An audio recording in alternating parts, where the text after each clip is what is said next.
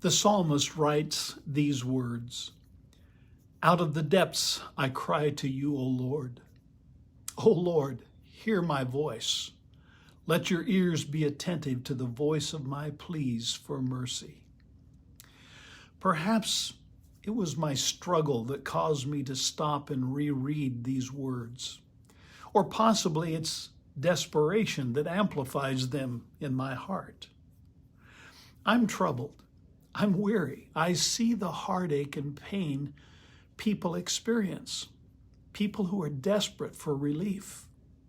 You see, conflict is everywhere. Divisive behavior separates us and suffering surrounds us. Every day we see injustice, but injustice is not new.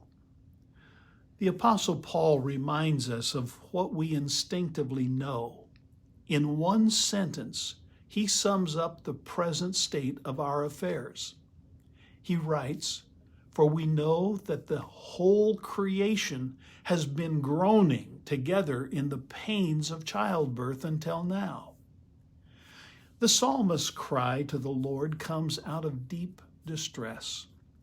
The phrase, "out of the depths," that's a figure of speech that suggests insurmountable difficulty, even to the point of death.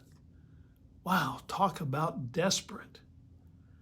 Psalm 130 is a heartfelt, earnest plea to the Lord to show his people mercy. Now, the psalmist is confident that God forgives sins. He's experienced the forgiveness of sins.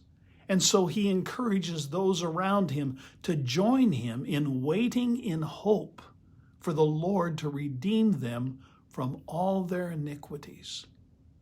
So here's the question. How do we wait in hope?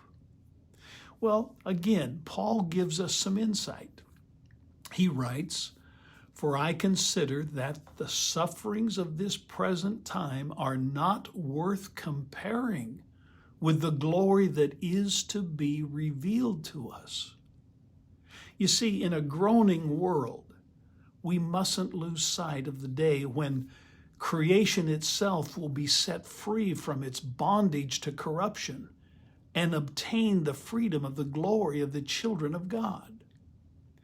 Whatever we struggle with today, our hope is not in what we see, but in God's promise for which we wait.